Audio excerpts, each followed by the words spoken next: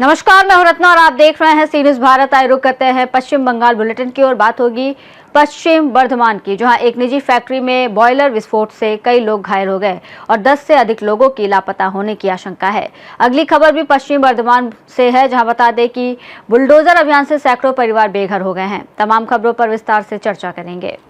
पश्चिम बर्धमान जिले के आसनसोल स्थित जामुड़िया के इकरा औद्योगिक क्षेत्र में शुक्रवार देर रात निजी फैक्ट्री में बॉयलर विस्फोट से हड़कंप मच गया। शेखपुर स्थित कैलस्टार sponge iron and private limited factory में हुए हादसे में कई श्रमिक घायल हुए हैं, जबकि 10 से अधिक लोगों के लापता होने की आशंका जताई जा रही है।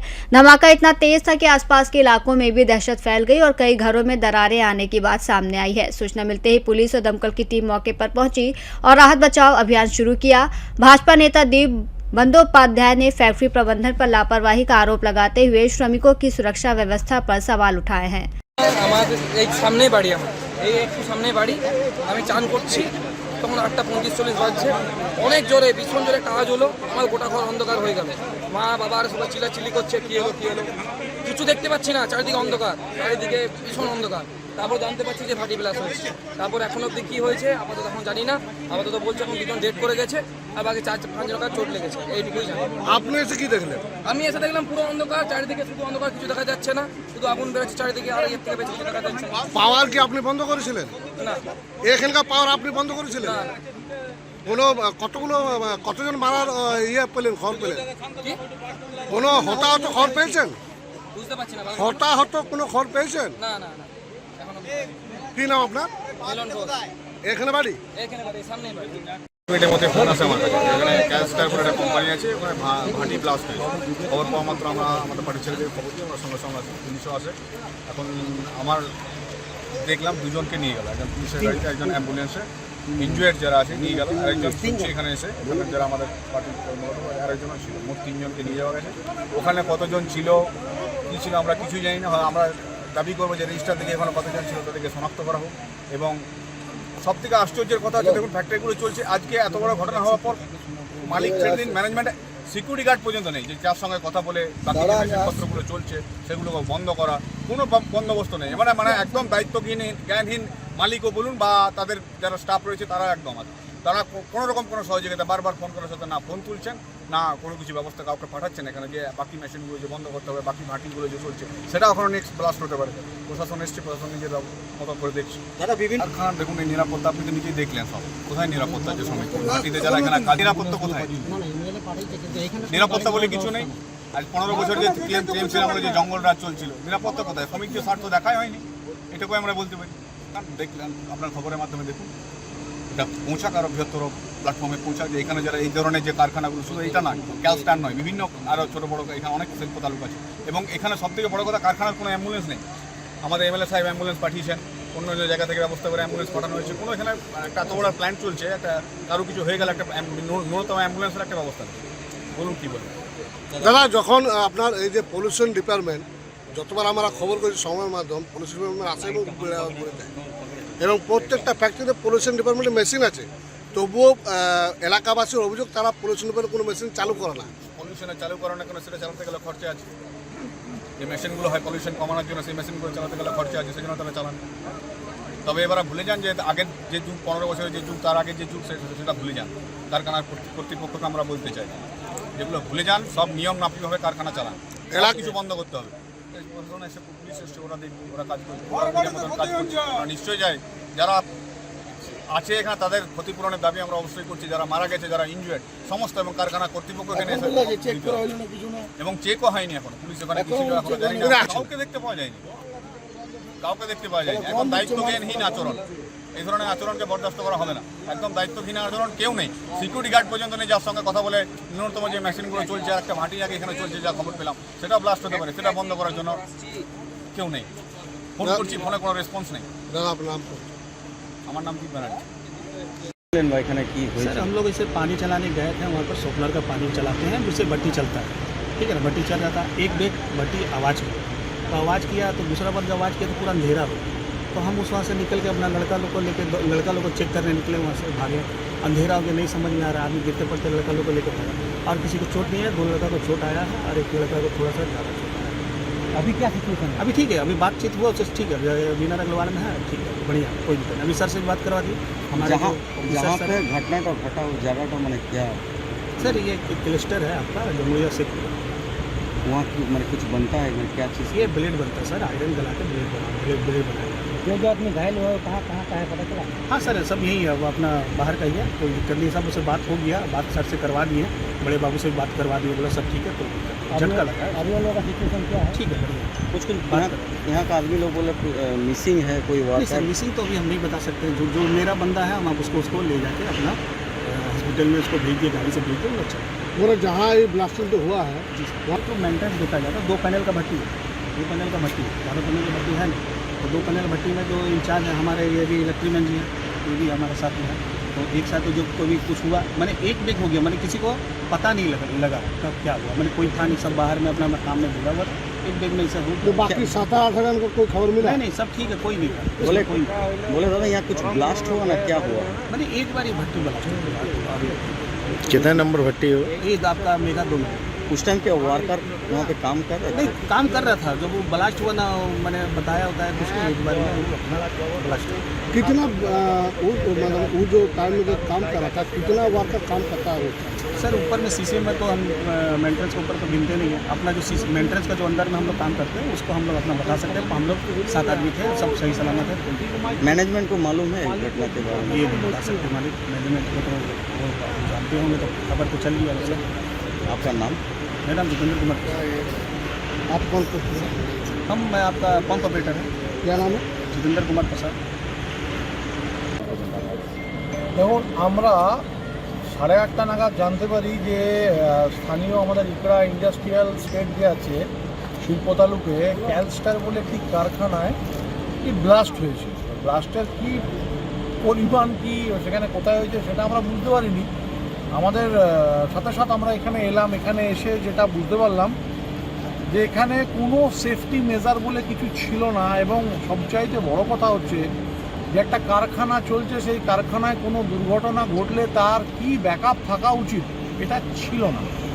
আমরা আমাদের যিনি বিধায়ক মাননীয় বিজন মুখার্জি মহাশয় সাথে সাথ নিজের উদ্যোগে কমসে কম 6টা অ্যাম্বুলেন্স জোগাড় করে তিনি পাঠিয়েছেন ফ্যাক্টরিতে, এবং তাৎক্ষণিক আমরা যা দেখতে পাই যে 3 জন ইনজিওর্ড পার্সনকে এখান থেকে নিয়ে যাওয়া হয়েছে। একজন পুরোপুরি অনেকটাই ঝলসে গেছেন, তিনি নাকি ক্রেন অপারেটর ছিলেন, এবং বাকি 2 জন মোটামুটি একটু খারাপ অবস্থাতেই আছে, তো ওদেরকে নিয়ে হসপিটালে ভর্তি করা হয়েছে।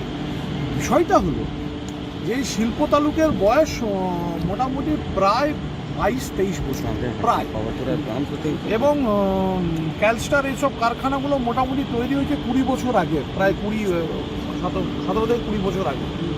সিপিএমের টাইমে মানে বামফ্রন্ট সময়ে দেখা গেছে এগুলো নানা রকমের অনৈতিক কাজে যুক্ত, যেমন খাস জমি দখল থেকে আরম্ভ করে পলিউশন থেকে আরম্ভ করে স্থানীয় মানুষের লক্ষ হাজার নয় লক্ষ অভিযোগ থাকা সত্ত্বেও কোনো কিছুর গ্রাহ্য না করে পুকুর ভরাট করে পুকুরকে ঢুকিয়ে একের পর এক এই কারখানাগুলো তৈরি হয়েছে। এবং এই ক্যালস্টারের মতন একটা কারখানাতে এসে আমরা যা বুঝতে পারলাম যে বিগত বেশ কয়েক বছর ধরে এখানে কোনো সেফটি মেজার নেই, এখানে একটা দমকল নেই, এখানে যে কেউ ইনজিওর্ড হয়ে গেলে তাকে যে হসপিটালে স্থানান্তরিত করতে হবে তার কোনো সুব্যবস্থা নেই। তাহলে একটা শিল্প তালুকের একটা কারখানাতে বামফ্রন্টের সময় থেকে সেটা বিচার হয়নি, তৃণমূলের আমলে সেটা তৃণমূলের আমলটা তো ছেড়ে দেন, মালিকরা মুনাফা লোটার জন্য এই ক্যালস্টারেরই কথা আপনাকে বলছি, এই ক্যালস্টার 2019-এ স্থানীয় শেখপুরের একটা পুকুরকে নিজেদের ভেতরে ঢুকিয়ে রেখেছেন, পুকুরটা ওখানে আছে। আমরা অভিযোগ জানিয়েছিলাম, পরে জানতে পারি এখানকার স্থানীয় তৃণমূলের নেতৃত্ব টাকা পয়সা খেয়ে সেসবগুলোকে করে দিয়েছে। কিন্তু আজ এসে দেখতে পেলাম যে এখানে মানুষের জীবনের কোনো দাম নেই, যারা এখানে কারখানাতে কাজ করতে আসেন তাদের জীবনের কোনো দাম নেই, শুধু মুনাফা লোটার একটা জায়গা মালিক এখানে কর্তৃপক্ষ এতদিন ধরে চালিয়ে এসছে, কিন্তু আমরা সাবধান করছি। দাদা প্রশ্ন হচ্ছে যে কারখানার ভেতরে এত বড় একটা দুর্ঘটনা ওরা দেখতে পাচ্ছি না, সেটাই তো বলছি যে এতদিন ধরে ওনারা যে ব্যবস্থা চালিয়ে এসেছেন যে ফ্যাক্টরিতে ব্লাস্ট হয়েছে, ম্যানেজমেন্টের staff, technical staff, safety staff, যারা ম্যাপ জানে কোথা দিয়ে ঢুকতে হবে, কি করতে হবে, উদ্ধার কাজ কেমন করে সম্ভব হবে, কেউ নেই। পুলিশ প্রশাসন এলে কি হবে, কার সাথে ওরা কথা বলবে, কোন দিক হয়ে ঢুকবে, কোথায় তার ছিঁড়ে আছে, কোথায় শর্ট সার্কিট হয়ে আছে, কেই বা বলতে পারে। ব্যবস্থা তো এখানে কিচ্ছু নেই, একটা ম্যানেজমেন্টের স্টাফ নেই, কাউকে ফোন করলে সে ফোন ধরছেন না। কি অবস্থাতে এই ফ্যাক্টরিগুলো চলছে শুধুমাত্র মুনাফা লুটবার জন্য। স্থানীয় লোকের যে ক্ষোভ তা একদম সেটা হচ্ছে জায়েজ, এবং সেটা হওয়াই উচিত যে ফ্যাক্টরিগুলো এখানে সম্পূর্ণ অনৈতিকভাবে রোজগার করছে। মুনাফা কে লুটছে? মুনাফা লুটছে ফ্যাক্টরি কর্তৃপক্ষ এবং যে সমস্ত প্রশাসক আগে ছিলেন তারা যা ব্যবস্থা নেননি, তারা একটা গট গেম ছিল, এটা দেখেই তো বোঝা যাচ্ছে। নইলে 15 বছর একটা স্থায়ী সরকার থাকার পর, 15 বছর একটা স্থায়ী সরকার থাকার পর এখানে একটা অ্যাম্বুলেন্স, সামান্য একটা অ্যাম্বুলেন্স না থাকে, মানে বিধায়ককে উদ্যোগ নিয়ে 6টা অ্যাম্বুলেন্স আনতে হয়। শেষ প্রশ্ন সম্পূর্ণভাবে দাবি জানাচ্ছি কারখানা কর্তৃপক্ষ এবং প্রশাসনের কাছে। আমাদের বিধায়ক আসছেন, বিধায়ক এই দাবি উনি জানাবেন যে শিফটের রেজিস্টার কোথায়, সেই শিফটে কারা কারা ছিল সেই রেজিস্টার কর্তৃপক্ষকে দেখাতেই হবে, এবং যারা যারা ছিল তারা কারা ইনজোর্ড আছে, বাকিদের খোঁজ কোথায় সেটা কারখানা কর্তৃপক্ষকে দেখাতেই হবে। ও আগে যা করে এসছেন ও সব ভুলে যান। তৃণমূলের আমলে আপনি কি দেখিয়েছেন, সিপিএম এর আমলে কি দেখিয়েছেন ওটা ভুলে যান। এখনো পর্যন্ত বডি বা কিছু তাদের রিকভারি হচ্ছে না। রিকভারি হচ্ছে না কেন? কারখানার তো কোনো ম্যানেজমেন্ট স্টাফ নেই, কোনো সেফটি স্টাফ নেই, যাদের কাছে প্ল্যান আছে সেই স্টাফরা কোথায়? পুলিশ প্রশাসন কি অন্ধকারে হাতলে বেড়াবে? তবুও দমকল এসছে, ভাটিগুলোকে নিভিয়েছে, এর মধ্যে খোঁজাখুঁজি শুরু হয়েছে। একটু অপেক্ষা রাখুন, পুলিশ প্রশাসন তৎপর আছে, ওনারা ঠিক ধন্যবাদ খুঁজে বার করবেন। पश्चिम बर्धमान आसनसोल से सी न्यूज संवाददाता मनोज नियोगी की रिपोर्ट। दामोदर वैली कॉरपोरेशन ने समय सीमा समाप्त होने के बाद शनिवार को लेफ्ट बैंक क्षेत्र में दोबारा अतिक्रमण हटाने का अभियान शुरू किया। भारी पुलिस बल और सुरक्षा टीम की मौजूदगी में 2 बुलडोजर से आवासों को हटाने की कार्रवाई की गई। डीवीसी के अनुसार क्षेत्र में कुल 110 आवास हटाए जाने हैं। वहीं स्थानीय लोगों का कहना है कि वो पिछले 22 सालों से यहाँ रह रहे हैं और बरसात के मौसम में बिना पुनर्वास व्यवस्था के बेघर किए जा रहे हैं। प्रभावित परिवारों ने पुनर्वास की मांग उठाई है, जबकि डीवीसी की कार्रवाई जारी। হঠাৎ করে সরকার চেঞ্জ হলো, তারপরে দিদি সরকার তো খুব ভালো ছিল। এই সরকার চেঞ্জ হওয়ার জন্যেই ভাঙাচোরা তাদেরকে আমরা খুব মানে খারাপ লাগছে। এখানে হাই স্কুল ছিল, স্কুলে বাচ্চারা এখন ওই ফাঁকা অন্ধকার, লাইন জল সব বন্ধ, আর কুয়ারা সব ভেঙে শেষ করে দিচ্ছে। এই যে উৎসব প্রক্রিয়া আগে তো দিয়েছিল, কোনো নোটিশ দিয়েছিল? হ্যাঁ, নোটিশ দিয়েছিল। নোটিশ দেওয়ার পর বলেছিল যে হ্যাঁ রোহিতে দেবো। অনেক জায়গায় 6 মাস টাইম দিয়েছে, আমাদেরকে তো 6 মাস টাইম দেওয়া হয়নি, আমাদেরকে 1 মাস টাইম দিয়েছে। কতটা সমস্যার মধ্যে পড়তে হবে? অনেক সমস্যা, এখানকার অনেক মানুষ অনেক সমস্যাতে আছে। তারপরে আশা করি অনেকের বাড়ি নাই, ঘর নাই, তারা ভাড়া করে ইনকাম কিছু নাই, অনেক কিছু মানে প্রবলেম। যেমন হলো লক্ষ্মীর ভাণ্ডার, অনেকে অন্নপূর্ণা ভাণ্ডার বলে যেটা ঢুকবে, সে টাকা পেলেও কিছু মানুষ হয়তো মানে করতে পারতো, সহযোগিতা করতে পারতো, ওইটাও পাওয়া যাচ্ছে না। মানুষ এখন এখানে হাই স্কুলে বাচ্চাদেরও প্রবলেম হবে, আমাদের অনেক প্রবলেম। এর আগে যখন উচ্ছেদ অভিযান হয় বিগত আগে দেখা গেছে যে বিধায়ক এখানে এসছে এবং আশ্বাস দিয়েছে। হ্যাঁ, আস্থা দিয়েছিল, বললো যে কিছুদিন থাকবে, তো কই কিছু তো আর হলো। 1 মাসের জন্য সময় দিয়েছিল, 1 দিয়েছিল। মাস জন্য সময় দিয়েছিল, তারপরে সব ভাঙচুর হয়ে গেল। কি চাইছেন? কি চাইছি মানে খুব খারাপ লাগছে। কিছু যদি ভালো এই হইতো যে কারো বাড়ি ঘর, সেভাবেও কিছু নাই। তো আপনারা এখন কোথায় কী করবেন? ওটাই মুশকিল হয়ে গেল। যদি বাড়ি ঘরও পাওয়া গেল, সেভাবে কিছু তো এখানে নাই। ডিবিসির জায়গা, তারপরে ডিবিসির কুয়ারা সব ভেঙে লাইন জল সব কেটে দিয়েছে। কত বছর ধরে থাকছেন এখানে? এখানে 22 বছর। কতগুলি আবাসন ছিল এমনি যারা মানুষ থাকতো? এখানে মোটামুটি 450 ঘর মতো। লাইন জল কি আগেই কেটে দিয়েছিল? না, লাইন জল তারপরে কেটে দিত, আবার ঠিক করে দিত, ডিবিসি দিত। এই কিছুদিন ধরে পুরো ডিস্টার্ব করছিল, তারপরে হঠাৎ করে লাইন জল হঠাৎ করে কেটে দিল। আজকে আপনারা বাড়িগুলো সব আজকে কেটেছিল না আগে কেটেছিল? না, আগে কাট তো দিয়ে দিত, আজকে পুরো কেটে লাইন জল সব ডিবিসি কোয়ার্টার আজকে ভেঙে দিল। তার আগে 4টা কোয়ার্টার ভেঙেছিল, তারপরে আজকে পুরো সাফ করে দিল। এই জিনিসপত্র মানুষের যেখানে সেখানে বেরাবার কোনো নাই। আপনার নাম কি? নাম আপনার? আমার নাম হচ্ছে তাপস সেন। হচ্ছে কি কি ব্যবস্থা রয়েছে এবং কতটা কি অভিযানে রয়েছে? ব্যবস্থা হচ্ছে যে এখানে এই মাইথন লেফট ব্যাঙ্ক এরিয়াতে আমাদের টোটাল 110টা কোয়ার্টার আনথরাইজ ছিল। তো আমরা 15 জুন যাচ্ছে অলরেডি অভিযান চালু করেছিলাম, কারণ তার আগে আমরা নোটিশ দিয়েছিলাম, মানে আমাদের যেটা ভারত সরকারের নিয়ম যেটা পিপি অ্যাক্ট 1971। তো আমি এখানে যে আছে ডিজিএম অ্যাডমিনিস্ট্রেশন এবং স্টেট অফিসার, তো আমার যাতে অথরিটি আছে নোটিশ ইস্যু করার জন্য, তো সেইভাবে নোটিশ ইস্যু করা হয়েছিল। এবং নোটিশ ইস্যু করার পরে যে আছে আমরা ডিস্ট্রিক্ট অ্যাডমিনিস্ট্রেশনকে জানিয়েছিলাম যে আমরা এভিকশন করাবো। তখন 15 জুনে ডেট দেওয়া হয়েছিল, তো তখন আমরা শুরু করেছিলাম। তো সেই সময় যে আছে মাননীয় আমাদের বিধায়ক যিনি আছে, আমাদের যিনি এমএলএ সাহেব অরিজিৎ রায় সাহেব, উনি স্পটে এসে আমাকে রিকোয়েস্ট করলেন যে আরও 1 মাস টাইম দিয়ে দেন ওরাকে। তো আমরা সেইভাবে যে আছে আর 1 মাস টাইম দিয়েছিলাম। তো সেটা 1 মাস, যেটা 15 জুলাই শেষ হয়। তো আমরা 15 জুলাই পরে যেহেতু রথযাত্রা ফেস্টিভ্যাল ছিল না, একটা লোকের সেন্টিমেন্ট একটা, তো সেই জন্য রথযাত্রার পরে আবার আমরা 18 তারিখ থেকে আমরা শুরু করেছি। আজ থেকে স্যার উচ্ছেদ অভিযান চলছে, এটা কতদিন লাগবে? এই যে এটা আমরা টার্গেট নিয়েছি যে মোটামুটি 1 সপ্তাহের মধ্যে কমপ্লিট করবো আমরা, কারণ যাতে আমাদের পুলিশ ফোর্স এখানে আসানসোল পুলিশ কমিশনারেট থেকে পুলিশ দেওয়া হয়েছে, আমাদের সিআইএসএফ জওয়ানও আছে, আমাদের হোমগার্ড জওয়ানও আছে।